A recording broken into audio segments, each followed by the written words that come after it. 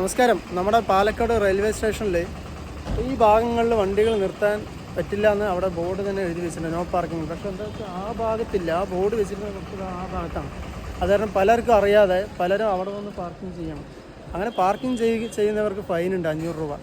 അപ്പോൾ ഇനി ഇവിടെ വരുന്നവർ അവിടെ പാർക്ക് ചെയ്യാതിരിക്കാൻ ശ്രദ്ധിക്കുക. ഇപ്പോൾ ഒരു ആൾ അറിയാതെ നോ പാർക്കിംഗ് ബോർഡൊന്നും ഇല്ല എന്ന് പറഞ്ഞിട്ട് അറിയാതെ അവിടെ ഒരാൾ പാർക്ക് ചെയ്തു, അയാൾക്ക് 500 രൂപ ഫൈന് കിട്ടി. അദ്ദേഹത്തിനെതിരെ നമ്മളോട് പരാതികൾ പറയുന്നുണ്ടായിരുന്നു.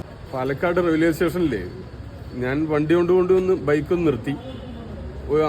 2 മിനിറ്റ് കഴിഞ്ഞു. ഞാൻ കുട്ടിക്കൊരു ഫ്രൂട്ടി വേണം പറഞ്ഞ് ആ ഫ്രൂട്ടി ഒന്ന് മേടിച്ചു കൊടുത്ത് വീണ്ടും വണ്ടിയുടെ അടുത്തേക്ക് വരുമ്പോൾ റെയിൽവേൻ്റെ പാർക്കിങ്ങിൻ്റെ ആൾക്കാർ വന്നിട്ട് അത് ഈ കമ്പ്യൂട്ടറിലാണ് പൂട്ടിയത്.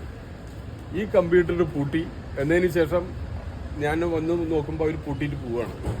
പൂട്ടിയുടെ മുമ്പ് ഞാൻ പൂട്ടുകയാണെന്നോ വണ്ടി എടുക്കാനോ ഒന്നും പറഞ്ഞില്ല, നോ പാർക്കിംഗ് ആണെന്നും പറഞ്ഞില്ല. പാർക്കിങ്ങിന് ആളുകളുടെ അടുത്തേക്ക് പോയപ്പോൾ അവർ പറഞ്ഞു, നിങ്ങൾ 500 രൂപ ഫൈനാണ്, നിങ്ങളത് RPF-ൻ്റെ അടുത്തേക്ക് വെക്കോ, കാശടച്ചോ, എന്നാൽ ഒരു ചീട്ട് തരും, വന്നോ. നിങ്ങളെ ആരും ഇവിടെ കൊണ്ട് നിർത്താൻ പറഞ്ഞു. നിങ്ങളുടെ അല്ലല്ലോ റെയിൽവേ സ്റ്റേഷൻ്റെ ആന എന്നുള്ള ഒരു പ്രകോപനപരമായിട്ടുള്ള സംസാരമാണ് അവരുടെ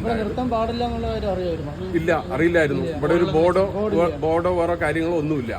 എന്നാൽ നിർത്തുമ്പോൾ അവർക്ക് നമ്മളോട് വണ്ടി നിർത്തരുത് പറഞ്ഞാണെങ്കിൽ നമ്മൾ നിർത്തില്ലായിരുന്നു. കുട്ടി ഇങ്ങനെ പറഞ്ഞുകൊണ്ടാണ് നമ്മൾ ആ ഫ്രൂട്ടി പോയിട്ട് അവിടെ തന്നെ പോയി മേടിച്ച് കൊടുക്കുകയും ചെയ്തത്. എന്നതിന് ശേഷം RPF-ലേക്ക് പോയി 500 രൂപ ഫൈൻ അടിച്ച് നേരെ അവരെ കൊണ്ട് കൊടുത്ത് ബോർഡെന്തെങ്കിലും വെക്കണമായിരുന്നു. ബാക്കി ഏത് വണ്ടിക്കുമില്ല. ഇവിടെ ഇതേപോലെ പാർക്കിങ്ങിൽ ഒരു 10-12 വണ്ടിയോളം നിൽക്കുന്നുണ്ട്. അതൊക്കെ ഇവരുടെ ആളുകളുടെ വണ്ടിയാണ്. ഇവരുടെ ആളുകളുടെ വണ്ടികൾക്ക് ഇങ്ങനെ ഫൈനൊന്നുമില്ല. പുറമേ നിന്ന് ഏതെങ്കിലും അറിയാത്ത ആളുകൾ വരികയാണെങ്കിൽ അവർക്ക് ഫൈൻ അടിച്ചു കൊടുക്കുക എന്നുള്ളതാണ് ഇവരുടെ നിയമം. ഇത്രയും വണ്ടികൾ ഇവിടെ നിൽക്കുന്നുണ്ട്. ഇപ്പൊ ഞാൻ അവരോട് ചോദിച്ചു, ആ ബൈക്ക് ബുള്ളറ്റ് ആയിട്ടാണെന്ന് ചോദിച്ചു.